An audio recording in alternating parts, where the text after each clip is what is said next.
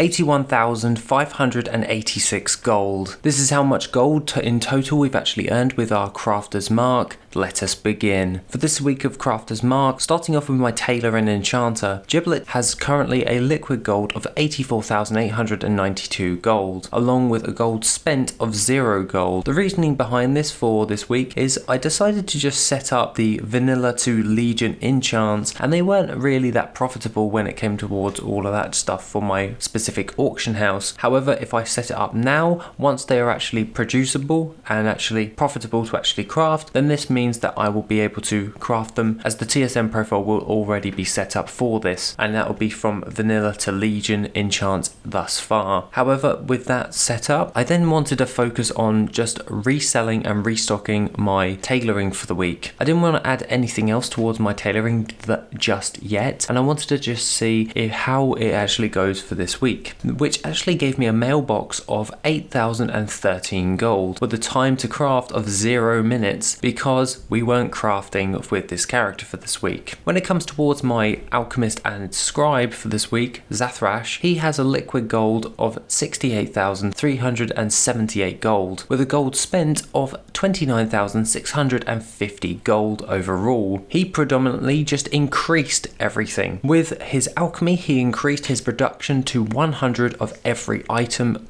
on his productions list when it comes towards the potions and flasks and elixirs, along with an increased production of his glyphs for inscription to 25 of each instead of just 5. It's easier to just scale up what you have and what is working and trying to hit that benchmark of equilibrium where it's actually you're providing just a little bit more than what the market is needing for the week, and that means that I don't have to go back and recraft every single day. I can actually craft a bulk load and then sell those on for the rest of the week. This does come with its own trials and tribulations. However, I find that this works best just in the long run instead of the short term, and thus that's why I increased all of his production when it comes towards his alchemy and inscription. However, his mailbox for the week was 12,755 gold, with the notable item of shadow oil being one of the best sellers. Yeah, I nearly sold like literally all 100 of the shadow oil for like making it for nothing, and yeah, that's pretty dang good. I do like my gold. With a time to craft of 46 minutes. This brings me on to my Leatherworker. My Leatherworker, on the other hand, has a liquid gold of 33,159 gold with a gold spent of 0 gold. This is because he is predominantly leveling his leatherworking at this moment in time, and thus I need to really get him to level 70 in order to start doing the Dragonflight stuff. So we're trying to recoup our gold from all of the different types of crafts, so we've been restocking and resupplying all of his baseline craft thus far to just bring in regular sales. This actually gained us a mailbox of 10,310 gold overall with a no time to craft of 0 minutes. This is really great, as it was literally just relisting to the auction house until things sold, so we can actually have a decent chunk of gold to get us started once he actually gets to level 70. For my Jewelcrafter and Engineer for this week, he currently has a liquid gold of 36,060 gold with a gold spent of 3,398 gold and a time to craft of 14 minutes. With his Jewelcrafting, all I did was scale the production once again, much like my alchemy and inscription, but with gems. This actually turned out quite great, but there's only one little thing when it comes towards crafting some different types of gems, especially when it comes towards mop based gems, that they actually proc different types of gems afterwards. So some of them that you would regularly craft for a negative, you just get a bonus gem instead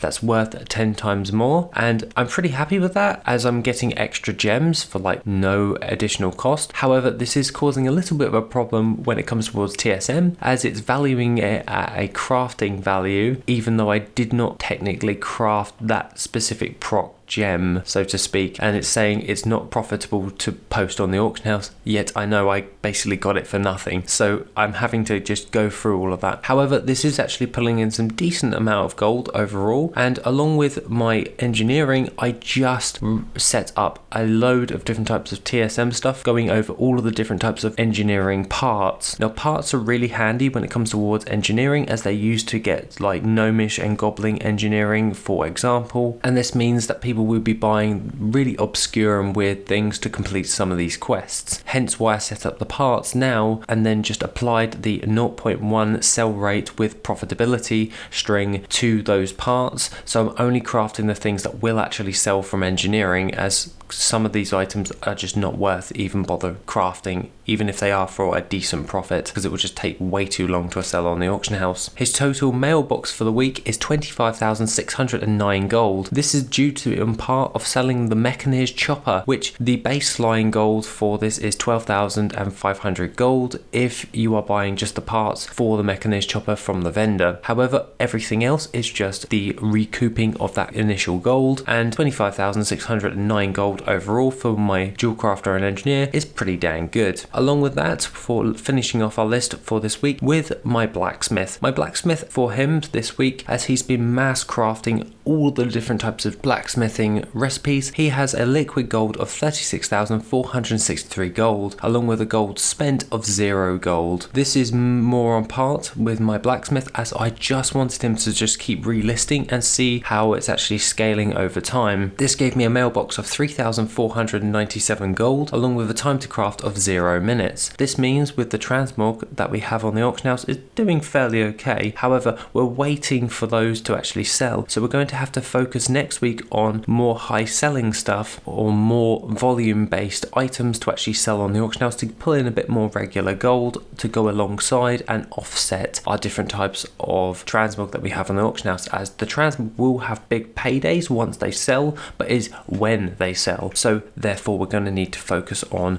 the high volume stuff to actually keep a gold flow going. Otherwise we're just going to run out of capital, thus I'll have to do a reinvestment, and I really don't want to do that. Overall, our total time to craft for the last 4 weeks is 6 hours on the dot, along with a total gold spent of 321,456 gold and a total gold earned of 81,586 gold. Our total profit overall is minus 239,870 gold. This is actually starting to come down, and if we keep to this and stick with this, and we should hit break even relatively soon within the next couple of weeks. This does take quite a lot of time to actually build up. Therefore, once you have your gold empire though, you should be just reinvesting your profit every single time and just pulling in pure profit. What we're going for is a pure gold making machine, not you do once and just get the gold. We're making an actual machine to make gold in the future, and we've got to put initial capital in, and it does take time to build up, much like anything that scales. Other than that guys, I have also added the Crafter's Mark gold sheet along with my TSM profile, which you can find on the Patreon. Other than that guys, have a wonderful rest of the day, and I shall see you in the next video, which will be soon.